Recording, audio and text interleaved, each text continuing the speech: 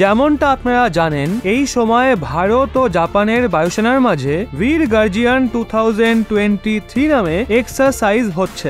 আর এই এক্সারসাইজ 26শে জানুয়ারি পর্যন্ত চলবে। কিন্তু জাপান ও ভারতের বায়ুসেনার এক্সারসাইজের মাঝে এমন অনেক ছবি এবং এমন খবর সামনে বেরিয়ে এসছে যেগুলো সোশ্যাল মিডিয়ায় প্রচন্ড ভাইরাল হচ্ছে। ওদিকে জাপান ও ভারতের বায়ুসেনার বীর গার্জিয়ান 2023 এক্সারসাইজে চীনের সব থেকে বেশি ঝাল লেগেছে।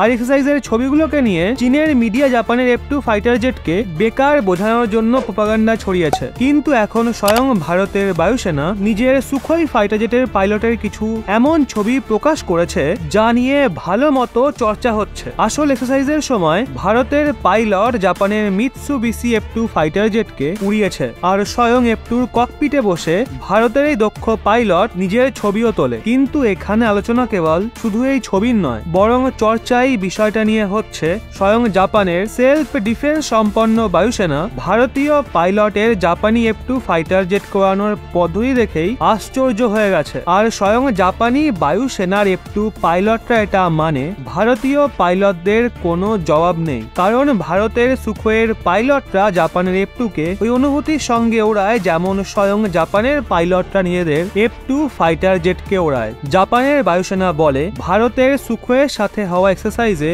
জাপানের পাইলটদের অনেক লাভ হচ্ছে। এখানে বলে রাখি, সুখোয়ের সাথে জাপানের বায়ুসেনার হওয়া এক্সারসাইজ মুখ্য রূপে জাপানের তরফ থেকে চীনের সুখোই ফাইটার জেটের সঙ্গে মোকাবিলা করার প্রস্তুতি রূপে দেখা হচ্ছে। আর যেমনটা ভারত অসংখ্য সুখোই ফাইটার জেট সঞ্চালন করে, তো এক্ষেত্রে ভারতই ওই দেশ যে জাপানের বায়ুসেনাকে চীনের সুখোই ফাইটার জেটের বিরুদ্ধে প্রভাবশালী রণনীতি বলতে পারে। তো বন্ধুরা, এই বিষয়ে আপনারাও কি একমত? এই এক্সারসাইজের মাধ্যমে জাপান কি চীনকে কড়া টক্কর দেওয়ার ক্ষমতা অর্জন করতে পারবে? আপনাদের কি মনে হয় বন্ধুরা?